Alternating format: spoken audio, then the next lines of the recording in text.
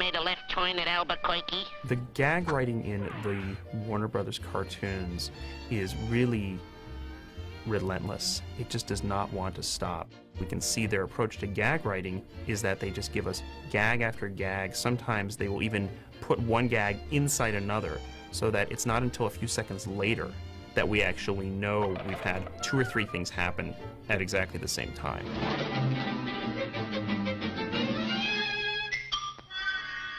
Anybody can think of a million funny things for a character to do. You know, how about they, get stuck in an airplane that's out of control? Well, okay, but who are the guys that are stuck in the airplane that's out of control? How are they reacting?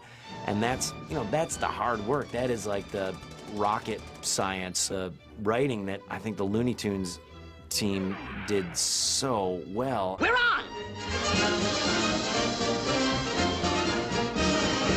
Vaudeville, I think, very heavily influenced the Looney Tunes cartoons. They took like old vaudeville routines a lot and stock vaudeville characters, sort of gave them a weird new spin. As far as the gags go, they got an awful lot of material from radio that was common at the time and from screen comedy.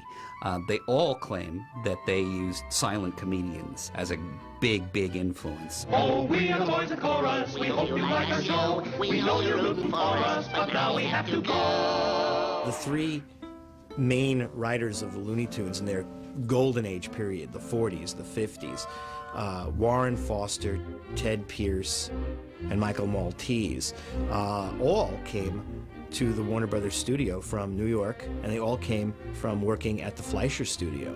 And I find that very interesting because the Fleischer studio was the funniest cartoons of the 30s with Popeye and Betty Boop. Those were very funny cartoons. I'm a space cop. My name's Monday. My partner's name is Tuesday. He always follows me. When you watch the Looney Tunes, and you watch them enough, individual writers and storymen start to make their sensibilities and their various talents known. You look at somebody like Ted Pierce, and he was much more into the parody element than a lot of the other writers. So a lot of the Daffy Duck cartoons he did, such as Stupor Duck and Rocket Squad, were parodies of popular shows of the time. And he would take Daffy and to some degree Bugs and put them in a situation where their personalities, but doing a lampoon of a popular show in another medium. Ted Pierce was both a story artist and a voice artist. He actually provided the voices for some of the characters in the Warner's cartoons. Oh, the brakes were against you. I'm a flopperoo. I can't even get the boy. Don't worry, you'll get it all right. You mean I'll get it in the end? Yeah, and you'll get a big bang out of it, too. We had Mel Blanc doing Costello. You had Ted Pierce doing Abbott. Ted Pierce was extremely funny. One of the funniest guys in the world. I mean, just as a person, because he looked like Ichabod Crane, but he was very elegant. And he came from Upper Crest, Pasadena, and Santa Barbara, Grew up and he looked like Barrymore. Moonlit waters will sing of the tender love you bring. Warren Foster was sort of the songwriter of the group. He did a lot of cartoons where the characters do rhymes or sing songs that he would write in his cartoons. Foster's name is attached to some of the completely wackiest, zaniest cartoons that were done, including some of the early Robert McKimson cartoons and the Bob Clampett cartoons of the 40s. Push in, plenty of room in the center of the car. Push in, plenty of room. Push in. I used to wake on the shuttle from Times Square to Grand Central. One of his characteristic things was New York references. Bugs is managing a gorilla. He pops out of the street and he says, I used to work the subway between Park Avenue and Times Central. There's something that's very Warren Foster-ish about those lines. Well, I guess I'm the goat. What? Somebody like Maltese is a little harder to categorize because he was adept at doing both very verbal cartoons like the Ducksters or the Rabbit Seasoning cartoons, and yet he could do pantomime cartoons like the Roadrunners. Maltese is best known for his wordplay, that sort of thing. That was something that obviously Chuck Jones was fond of. Maltese also had a knack for putting in references to things like opera and more highbrow material, and again, something that Jones appreciated. I'm not a nice guy. and I'm not gonna let you in. And I'm not gonna lose my job. But I am gonna throw you out. Preston Sturges or Billy Wilder couldn't have done these better. Michael Maltese really was at his zenith when he wrote these cartoons. But they wouldn't be as funny if they weren't executed so perfectly by Jones. The writers left because they could make more money at Hanna-Barbera. And they rewrote the same cartoons at Hanna-Barbera and sold those and did real well. And then John Dunn, who was a very good writer, came in and he helped. He was very good. The one that Frizz, to his dying day thought was the greatest genius of all time was a fellow by the name of John Dunn. Frizz just lit up like a Christmas tree. All of a sudden, there's this great new creative talent. And he would come to me and say, this guy's so much better than Mike and Ted, I can't believe it. And another thing he brought to the table was he would actually create a board that was almost as good. You could almost put the board into production. He drew so well. The writers at Looney Tunes, were really artists. They were really cartoonists also. And when they drew up a script, they did it like a comic book. It was done with storyboard panels. They even put word balloons and things on it. And the whole point, when it's comic strip form, is to be extremely visual. Everyone should have a hobby, don't you think? Mine is making love. The best kind of gag, in my opinion, is the kind of gag where you laugh out loud. It could be that people are laughing internally, but you'll never know that. The only way you know that somebody's enjoying themselves for sure is if you can hear them laugh. And especially in a session like they had at Warner's where they brought in all the directors and so on into a room and would gag these things up. Chuck Jones once told me that they would have what they would call a no session, where nobody was allowed to say no to any gag idea. They just threw them all out on the table. They just, kept coming up with idea after idea after idea, and they all went in the hopper, and only then, after they had as many ideas as they felt could fill up a 7-minute cartoon, did they start shaving them down and taking the best of them. I would never say no. I mean, the old Japanese custom, in Chinese and Japanese, they don't have any word, no basic word for no, because that's a shut the door on that, on another person's intelligence. So I would say, look, this doesn't work for me. I don't rise to it. But it might work for Frizz, or it might work for Bob McKimson, it might work for God, but it doesn't work for me, and I'm the one that has to put it into work.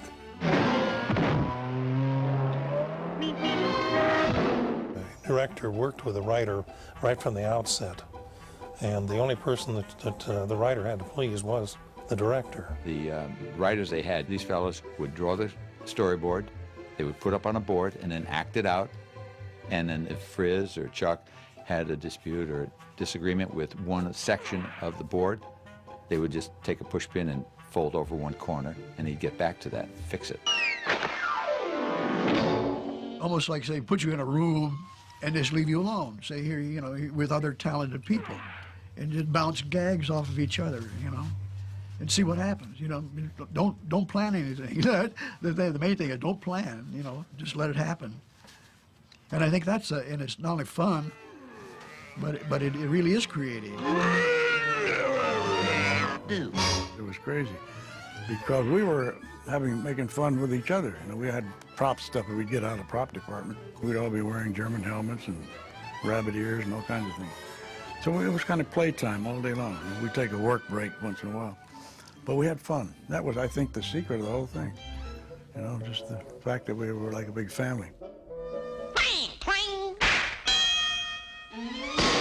I think that in comedy writing, or probably any kind of writing, I would guess, that once you know who your characters are, then figuring out what to do with those ultra well-defined personalities becomes exponentially easier. And then part of the fun for the audience comes from seeing those characters react in the inevitable way that you know is coming, because you know the personalities of these characters. Usually it's not a plot, it's a situation, really.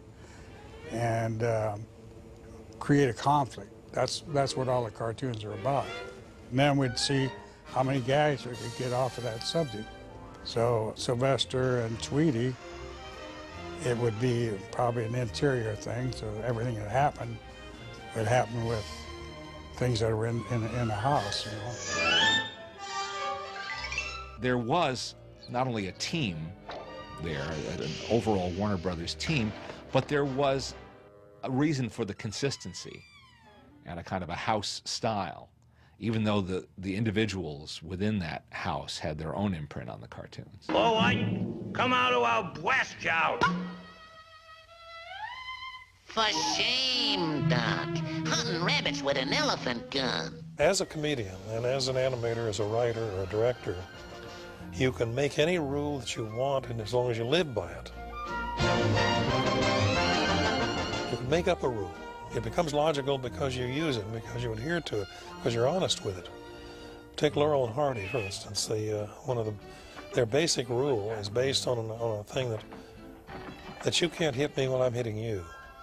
It's not as silly as you might think. If you run a prize fight and run it at very slow motion, you'll see that one guy hits the other guy. There's a hesitate, and the other guy hits him. Very seldom do two prize fighters knock each other out. Very seldom do they hit at the same time. So in a way, you're taking this other thing that's perfectly logical and extending it. And it's quite honest to do so. If you get a good rule, well, you sure live with it. But you can make it up. It doesn't require anybody to put the stamp of rationality on it. But you can't do it once. You've got to do it so that it's believable. This time I will be real smart and use my head. Animation is one of the greatest mediums in the world because you can have control down to the frame. These guys had it down to a science. You know, Chuck Jones knew that when the coyote fell over a cliff, it would take 14 frames, not 13, not 15, 14 frames for him to completely disappear before you saw the puff of smoke come up. And it's that kind of precision that really is the difference between a laugh or not. All of the directors would say one frame would make the difference. Looney Tunes paid attention to the idea that the punchline is not the most important part of a gag, it's the setup. The important thing is to establish a really comedic atmosphere, an atmosphere that's electric and has expectation in it. It's risky because if you announce that you're going to do that and you don't do it, boy, you really have egg in your face. But you have to be a risk taker to do good cartoons. Hey, what's the idea? What's the idea? There's supposed to be a barrel here for me to hide in. It says so right here in the script. Somebody's been laying down on a job. JL will hear of this. We made them for ourselves, really, and we had the remotest idea what the public would react to, you know, other than the guy would say, is that gag funny enough? And other than funny, by funny, they meant, is that violent enough? They were so inventive. Even their gags were so crude and rough, but they've never been done better. They never. I sure do love Rabbit. Rabbit? I think being exiled from the main Warner Brothers studio and having to work in a rather ramshackle establishment known affectionately as Termite Terrace gave all the guys at the cartoon studio a feeling of it was us against the world. For the most part, they were the outsiders. And that's always a good fuel for comedy. Comedy doesn't come from complacency. Comedy comes from adversity, sometimes from anger or frustration. And if you channel it in a positive way, you can come up with some really good results.